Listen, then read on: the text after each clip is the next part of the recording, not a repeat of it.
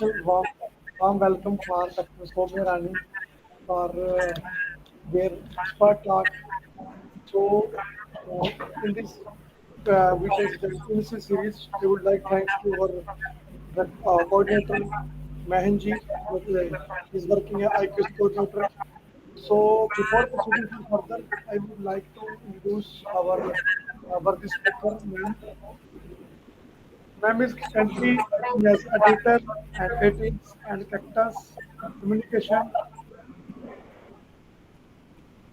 founder editor and reviews at Service. She has 5 years plus experience with 2.5 years with Cactus Communication, and she has edited more than 450 scientific documents. One more thing, is highly ranked expert editor in CE of biochemistry, genetics, and molecular biology.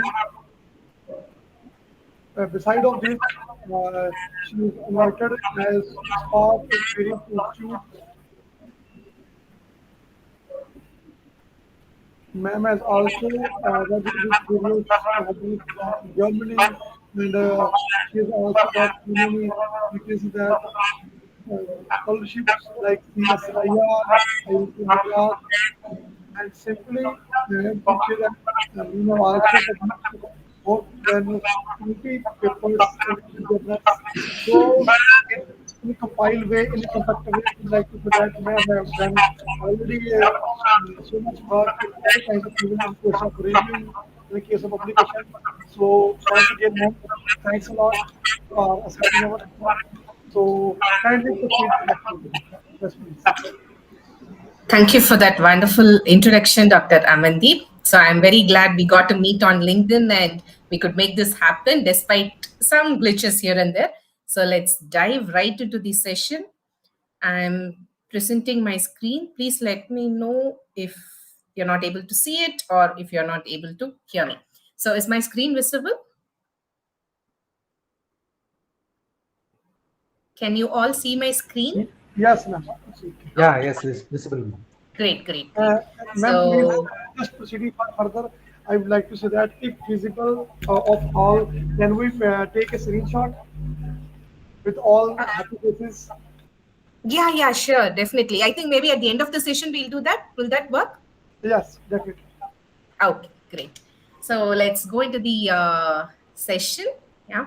So welcome to the session on AI tools in academic research. It's nice to see so many of you joining on an afternoon, especially. So how many of you here play chess?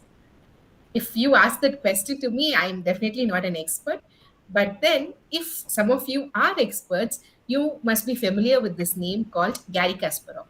So this guy here is a Russian, and he was one of the grandmasters of chess who ruled the world of chess somewhere in the early to late 1990s. Yeah. So now the US, having its natural contention with Russia, thinks, okay, why not we challenge Gary to a match, to a chess match? Why don't we create a champion who can win Garry Kasparov? And they do go ahead and create a champion, and they challenge Garry Kasparov for a match. Yeah. So this US champion and Garry Kasparov, they head against each other. They play a set of chess matches, and naturally, Garry Kasparov wins because he has several years of experience and expertise behind him. The US guys, they're not very happy about this. So they think, okay, why not we train our champions some more, and then let's go back and re-challenge Garry Kasparov to a second set of matches. This time, surprisingly, the new champion from the US wins.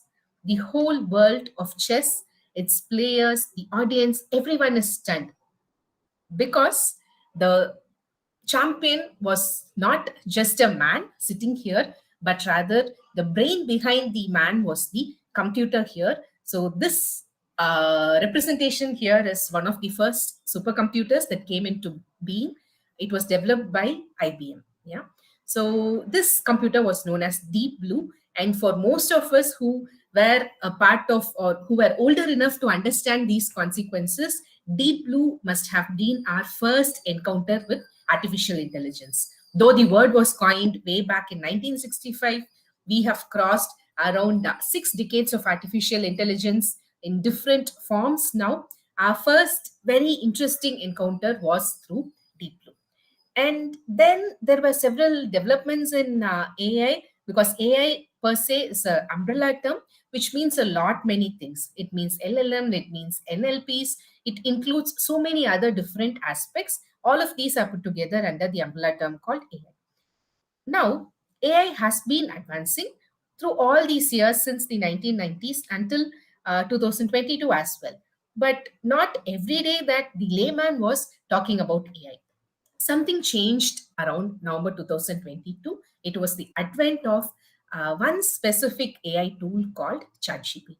So ChatGPT comes into place or into the play in November 2022.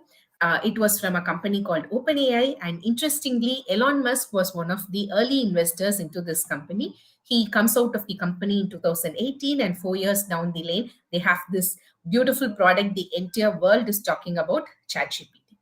And Elon Musk is now on a fight with OpenAI to claim that he was a huge part of making this happen, but that's a story for some other day. So why do we all like ChatGPT? Why are we all talking about ChatGPT? Because it is intelligent. We will have to give it that. It's definitely intelligent. It is versatile.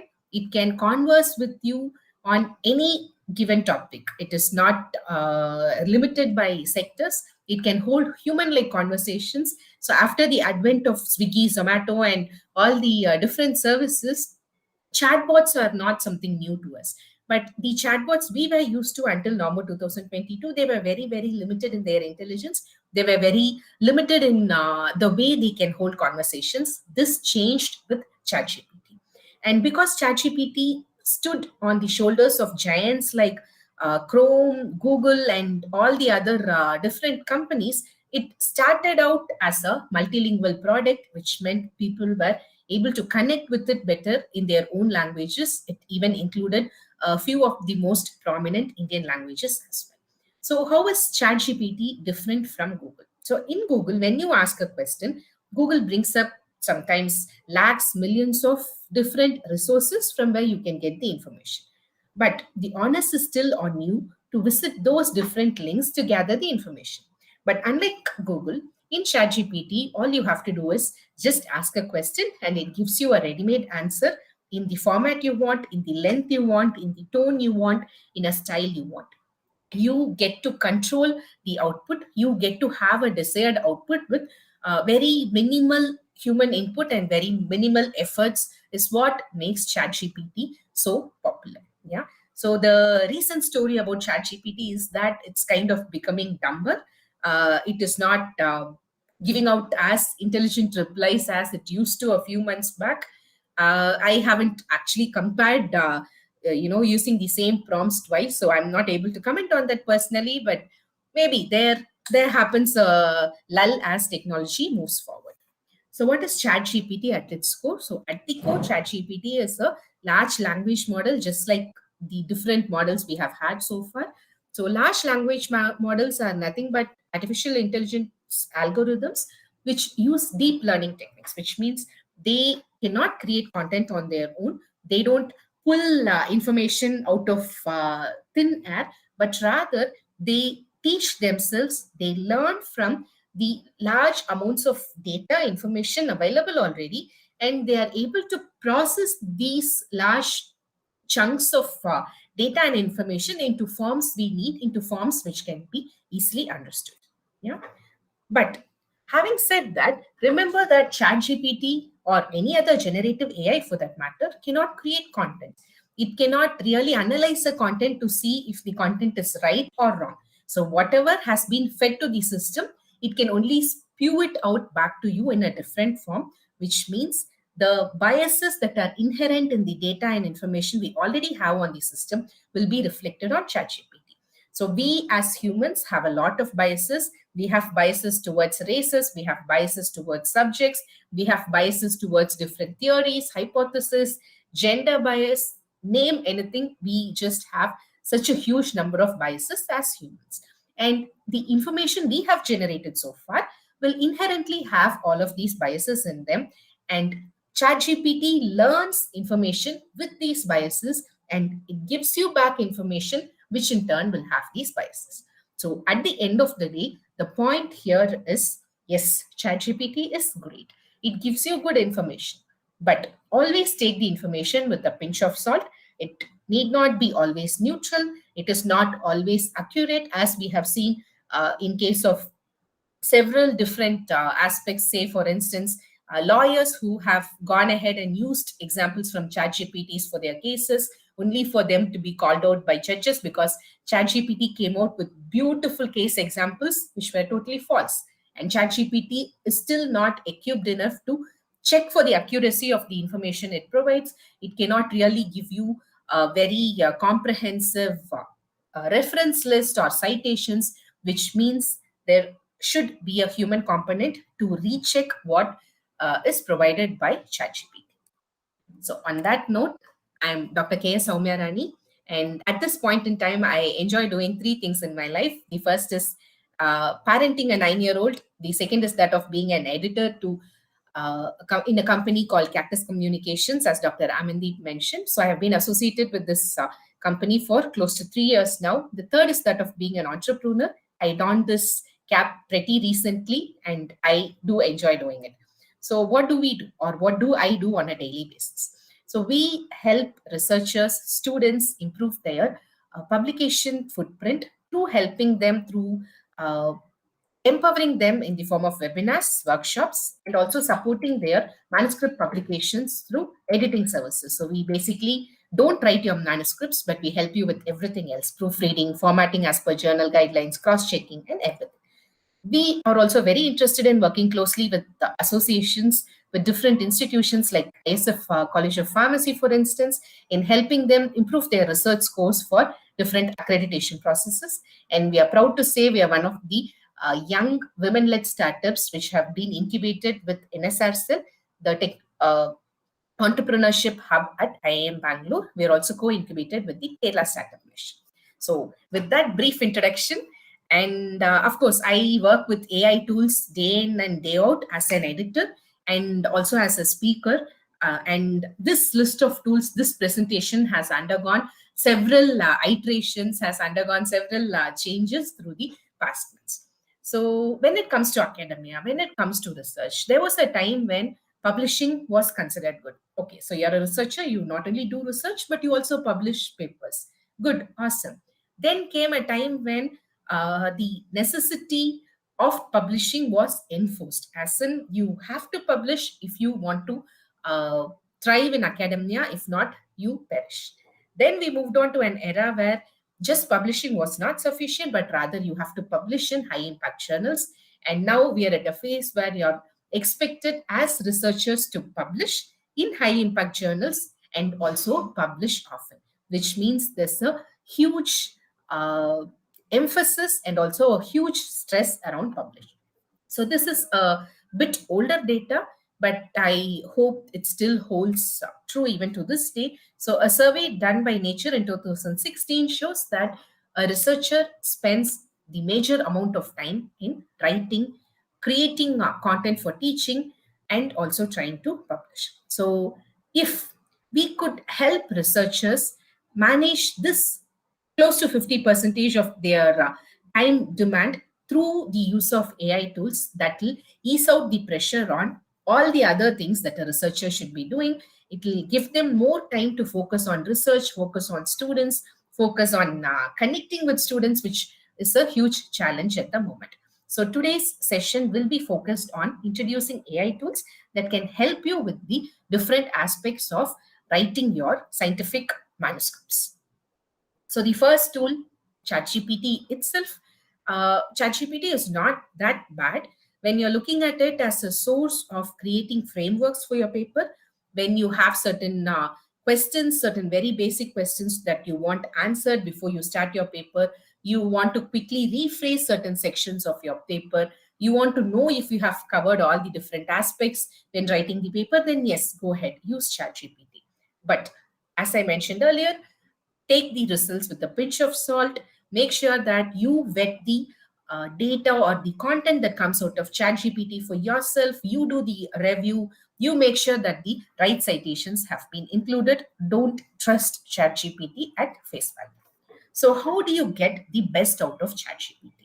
There is something called prompts. Yeah. So just like we use keywords to search for content on Google, we use a certain set of instructions as input to get the necessary results from most of these generative AI tools.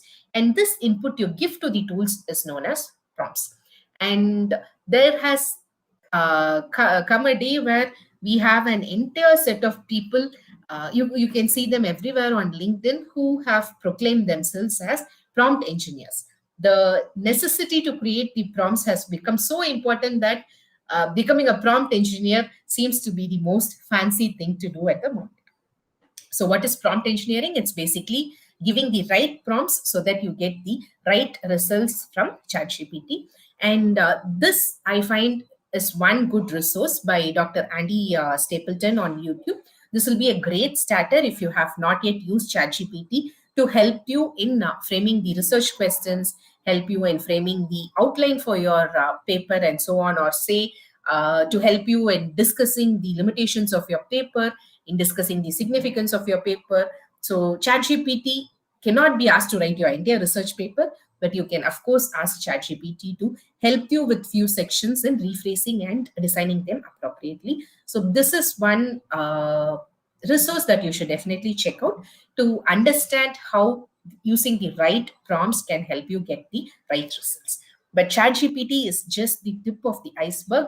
There are so many other tools that have been built specifically for research purposes. So just as ChatGPT was growing, so ChatGPT is still a baby on the block. It's like 6+ months around, and there are already so many controversies. There are so many contentions going on.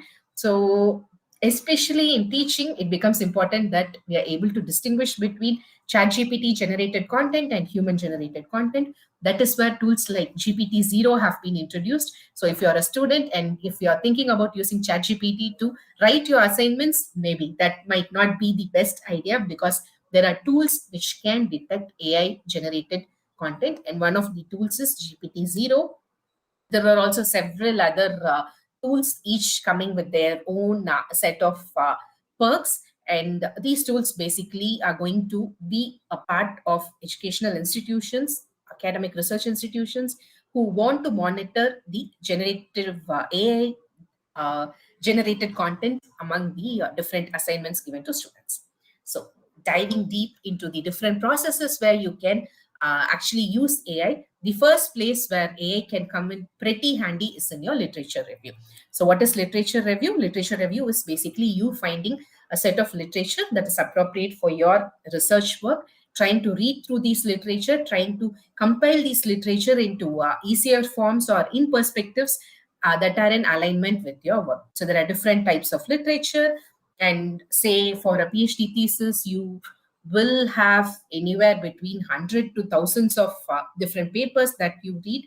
And once you are done with this literature search, what we assume is that we have a list of papers. Say I have 100 papers that go into my thesis. But in reality, these 100 papers, they are not standalone entities, but rather they form an interconnected web of papers, which means you start reading paper A. Yeah, paper A will have, say, roughly 50 different references, which means this paper A is linked to 50 other papers which were published before paper A gets published.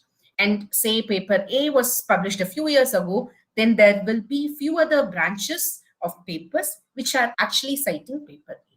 So the entire thing is a web, which means several of your papers within your list of 100 papers might be interlinked to each other. So this fact that the papers are interlinked can be helpful when you're trying to collect as many literature as possible, making sure that you have not missed out any papers. So the process wherein you use one paper to link older papers and also papers after this particular paper or citing this particular paper is known as citation mapping. Yeah. So there's one paper, multiple papers in the backlogs. Finding these older papers from the reference list is called backward citation or backward citation mining or searching, and finding newer publication is forward. So this is a task in itself. Just imagine that you have to start somewhere map 50 papers to a particular paper, and then each of these 50 papers will in themselves be linked to 50 more papers. So the amount of papers you're dealing with keeps increasing exponentially as you move from one paper to the other. This job is not fun, it's not easy, it's boring, taxing, if I can use those words. Yeah.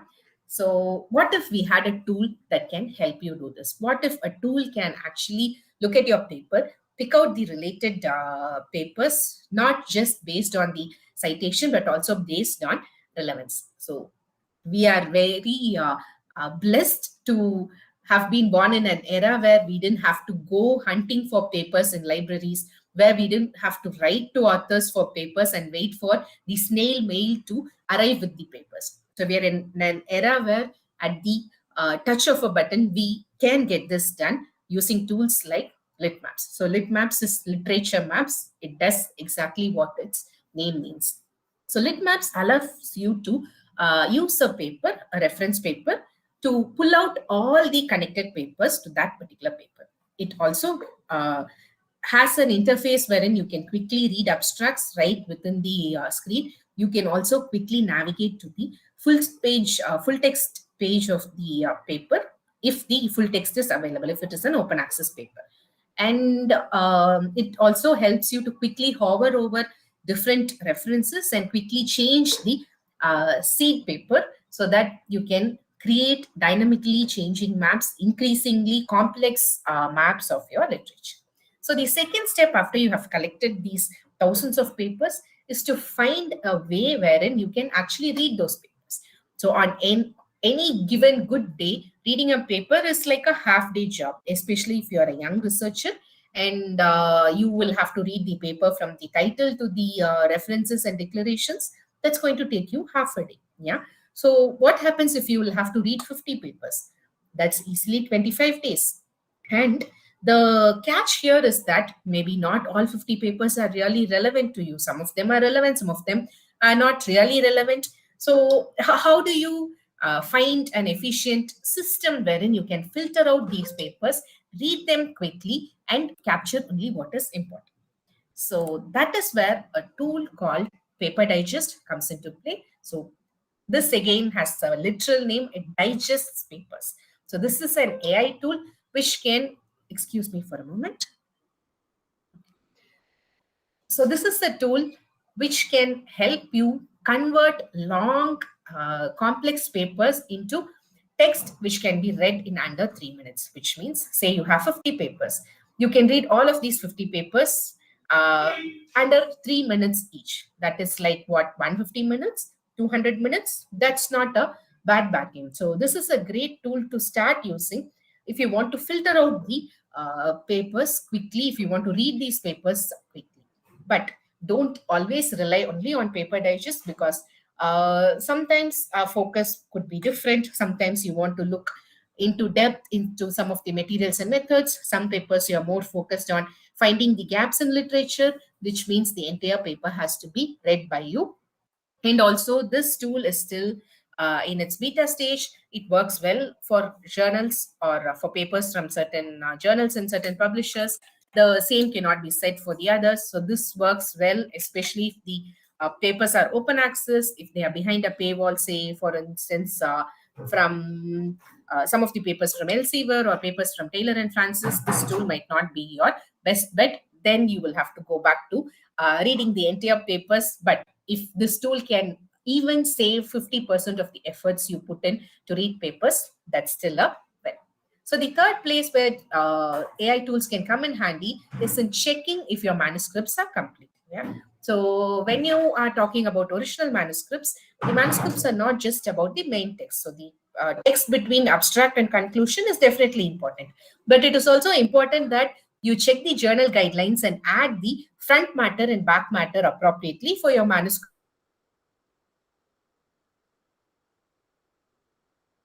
You had an assistant, what if you had an expert sitting with you and telling you, okay, these sections are fine, these sections are missing, these sections need improvement? That would save you a lot of heartache and time. That's where this tool called PaperPal comes in. So PaperPal is from Cactus Communications. So it started out as an in-house tool, I believe, and then it has been opened up for the world to experience and marvel at it. So PaperPal, among the different other things it does, it helps to check your manuscripts for, I think, close to 40 different criteria. So it checks your manuscript from head to toe. It sees if the title is appropriate, if all the author information is added appropriately. Does the abstract have the necessary inputs? Is it structured? Have you included your keywords? Does your manuscript follow the IMRAD structure? Are citations properly done? Are references included as appropriately required? So on and so forth. So it also checks for your figures and tables. So it basically does a complete master checkup of your manuscript and tells you where you're lagging and where things have to be modified. PaperPal also is a good co-writer, as in you can input your manuscript, your own draft manuscript into PaperPal to quickly check for language inconsistencies, for grammatical issues. So as you write, as you change, you can have a real-time feedback on the language you're using, because good language is equally important when we are trying to publish in good journals. Only when you are able to communicate your science in a good way, in the right way, it can reach the right audience. So PaperPal is a great tool that can help you with this as well. So the fourth aspect wherein you can expect AI to help you is in creating graphics. So when I say creating graphics, I'm not talking in terms of converting data into graphics. So this is not the set of tools you want to use when you have a set of data in an Excel sheet and you want to convert them into graphs. You want to convert them into different kinds of representations, diagrams. Those have tools already. So these tools are more important when you have an idea in your head and you want to convert this idea into graphics. So where exactly will you be using this kind of an arrangement in manuscript writing? You will need this when you're doing your graphical abstract, or several journals allow you to submit a cover image for the journal when you're submitting your manuscript. So at such instances, your figures don't have to exactly replicate data, but then they have to replicate the core idea of your manuscript. So two tools which can help you with this are Midjourney and Bing. So Midjourney is a very famous tool on the blog. It creates amazing images from text. So all you have to do is you should describe whatever you are aiming to see as the visual into these tools, and you get a few outputs. You can choose the best output. You can maybe export this output elsewhere, play around with more software so that it becomes much more palatable and in accordance with whatever you are aiming for. So the next step where we're looking at is managing references. So my advice to any researcher, young or old, if you have not tried a reference manager, then it's high time that you spend at least half a day. There are n number of very useful YouTube videos which can help you learn reference management tools in less than half a day. Yeah, so just spend a few hours to acquaint yourself with these tools and start using one of them in your writing journey. Incorporate them right when you start writing. So reference management tools, they are not AI tools. They're just management tools basically. And these are helpful, all the more helpful if you incorporate them into your writing process very, very early on. Yeah. So then at the click of your mouse, you get to include citations, you get to include the references get automatically added to the end of the document. You can quickly change citations, change reference list formats, and so on. But the AI tool that can help you with reference management is called Trix. So Trix is not a reference manager. It does not come integrated within your MS Word application. Rather, it is a browser application. You will have to go to the tool, open up the box there, and this tool can help you in quickly changing references from one format to the another. So say you are already done with your manuscript, your references have also been included.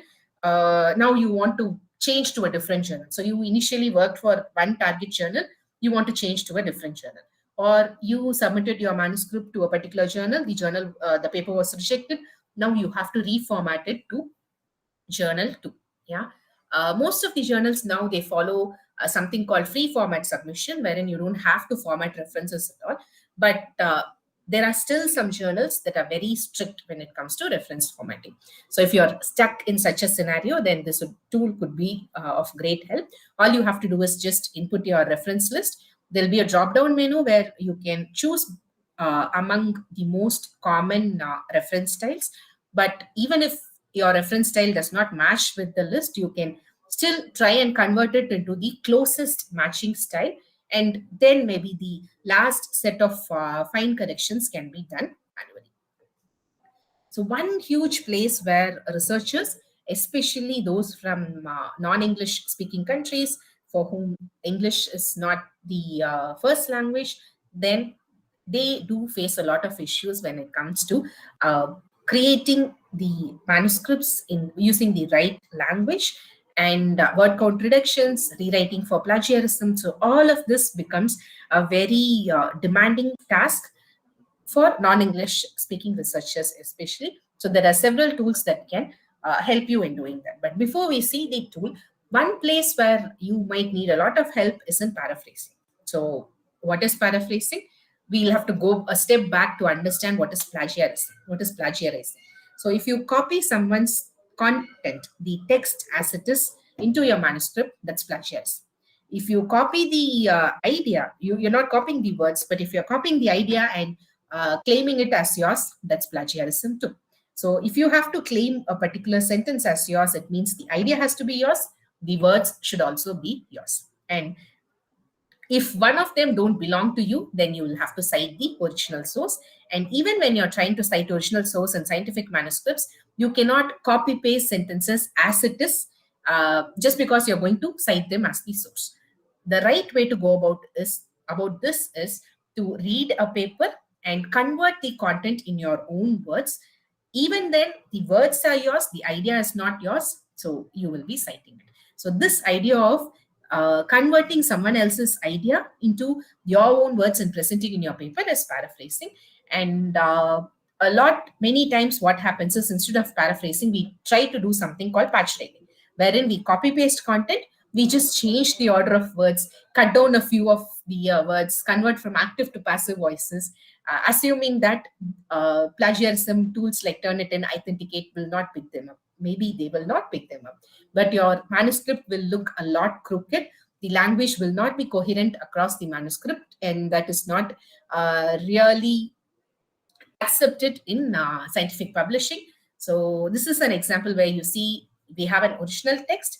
In patch writing, you only change where the words are placed, but when it comes to paraphrasing, you're completely changing the text here, but the idea still remains true to the original form.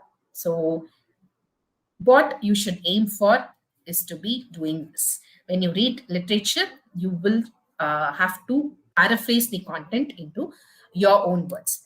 So what if you don't find the right words? What if you have a sentence that you cannot really come up with an alternative to at all? So what happens then? That's where tools like WordTune could help you. So WordTune is a very simple tool. It takes shorter inputs, and it helps you to convert the content in different ways. So it gives you different options in which you can say the same thing. You can shift between casual tone and formal tone, which is a huge advantage again, because you will have to rewrite your content in very many different ways. Say you have a set of results you want to publish at a conference, a small part of it goes into a conference, and the same results then form a part of a larger paper, and then say you're expected to present this in a different form for your grant applications or so on. So there's a lot of rewriting that goes on in the research journey, and WordTune is a great companion to have in this ordeal, I would say. So WordTune has a MS Word plugin as well. It has a Chrome plugin as well, which you should check out, so that it's already there. You don't have to each time browse for the site to work. So unlike WordTune, which has a unified one vision, Quillbot is a tool which is much more versatile, and it can still help you with grammar check. But apart from checking, sorry, someone has to mute yourself. You're loud. Oh. So, but apart from checking for grammar, it can help you. Yeah, of course, we started it out as a paraphraser. So, apart from paraphrasing content, it can help you with grammar check. It can help you with plagiarism checking. It can help you as a co-writer, where you can write within the tool so that the errors pop up as you write, and you can move on correcting each one of them. It can help you summarize. It can help you with generating citations. It can also do translations for you, and see it has easier extensions that can go into your Chrome and Word. So Quillbot here is a versatile tool. It was built on information and data specific for research that makes it all the more reliable. So the final tool on the list is a kind of an all-rounder here, which can do pretty much everything we have been talking about. So the tool is called Trinka, and all the tools we discussed today, they are free. At least most of the features, the basic features are free. But then the tools also offer a lot of advanced features for which you will have to move into the premium subscription. That's true for Trinka as well. One advantage of Trinka is that within the site, you have a lot of videos like this, YouTube videos. So for almost each of the functionality, you can find a video, which makes it very easier for you to equip yourself, learn by yourself at your own pace on how to use the different aspects of Trinka. The premium version also comes at, if you go in for an annual subscription, then the monthly cost comes to 626 rupees. And if you just want it for a month, it still sounds like a huge amount, but maybe if you're looking at institutional or department subscriptions, that should be fine. So I'm not associated with Trinka. This is in no way a promotion. I just wanted to give you an idea of how much these tools cost. So considering that Trinka had much transparent costing. So as a bonus, I want to introduce one other tool. So we're all now set for writing research articles. So writing articles don't stop just with getting them published. You might also be required to present them at different instances, which means it would be great to have a tool that can help you in preparing your PPTs or your presentations. So that tool you're looking for is called Dectopus. So Dectopus, you just have to give the presentation of your title. It will ask you for the tone which you prefer, the time for which you should present, and it can come up with a beautiful set of slides. Of course, Dectopus cannot come up with slides for your specific research paper, but it could still give you the framework slides, the order in which the idea can flow. You can always fill in more slides that are more relevant to the way in which you want to present and pertinent to your personal style. So there's a lot of fear surrounding AI. So will AI replace researchers? Will AI replace all the teachers? Recently, Harvard announced that it's going to introduce an AI professor. So it's basically a chatbot, but a bot which should be accessible to the students 24/7. It will teach the students, it will clear doubts, and it will stay with the students. So all these have put in a lot of excitement into the ecosystem, but there is also a lot of fear. Some of the fears are true, or they are reasonable. Some of them are not. We are in very, very early stages of generative AI. We should really wait to see where this goes. Yeah. So replacement of teachers or complete set of teachers is still a bit away. So let's not worry about that. We'll cross that bridge when we come to it. So another question that surrounds AI is the ethical dilemmas. So where can I use AI? Is it okay to use it? Is it wrong if I use it for certain purposes? Yes, these questions again are very, very raw, very new. The guidelines for the use of AI are still being generated.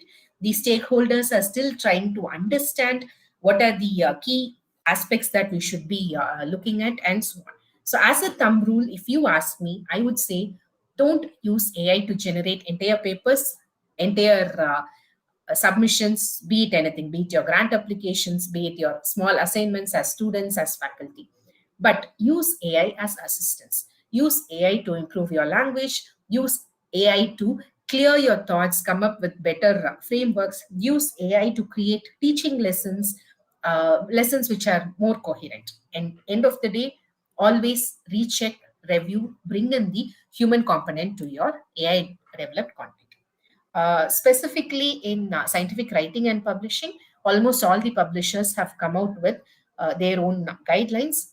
So the publishers, basically, in a nutshell, they are okay with you using these tools for grammar, spelling, references, everything. But in case if you're using it for generating content, so generating huge contents within your manuscript, you're using it as a writing tool, then you will have to declare the use of generative AI and AI assisted technologies. So this statement, just like several other declaration statements on your manuscript, this statement has become almost mandatory across different journals, across different publishers. So when you are preparing your manuscript for a journal submission, make sure you also read the instructions, guidelines pertaining to the use of AI from that journal before you actually go in for your submission. So this is one of my favorite posts on LinkedIn by Professor J. Rao. So the argument here is AI is brilliant, but AI is not human at the end of the day. Humans are capable of creating things out of nothing.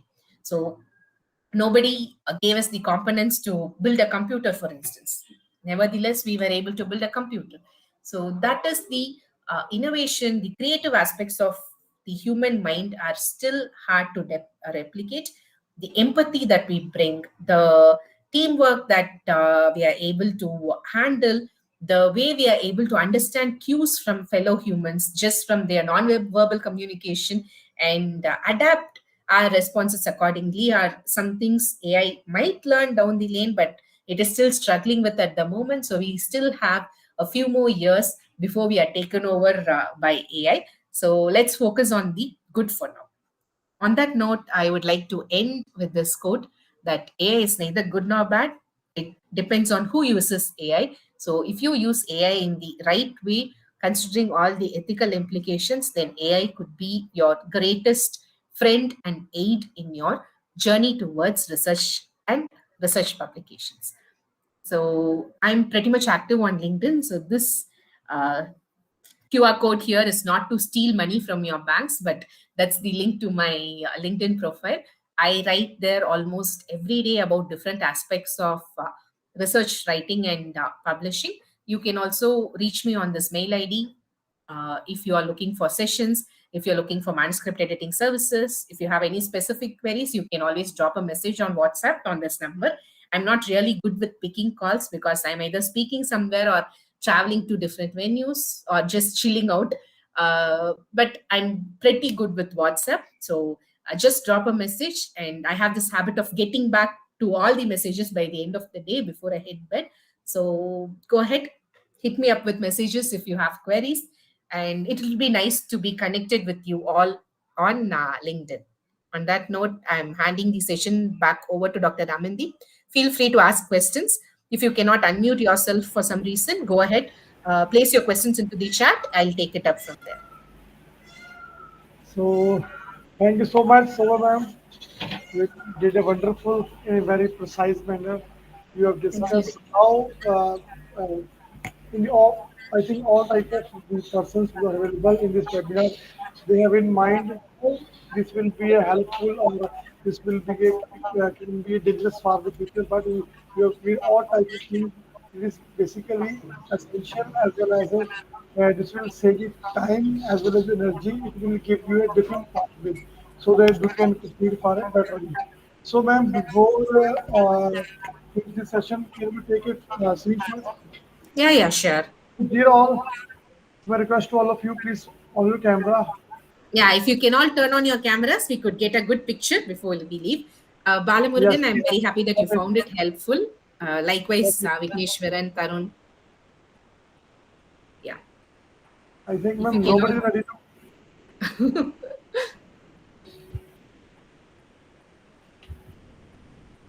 Once again, I request all of you, if possible, on your camera.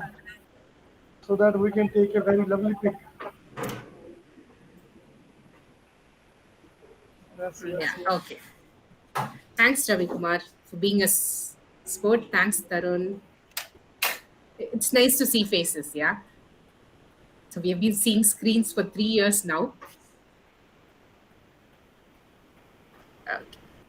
So I guess that's all we get. Yes. It's okay. So Thank you, thank you all. Balakrishnan. Thank you, dear all audience, for your kind Aman sir, presence. can I stop the recording? Yes, sir, definitely, definitely. So, ma'am, this lecture will be also available on YouTube very soon. That will be available for public. You may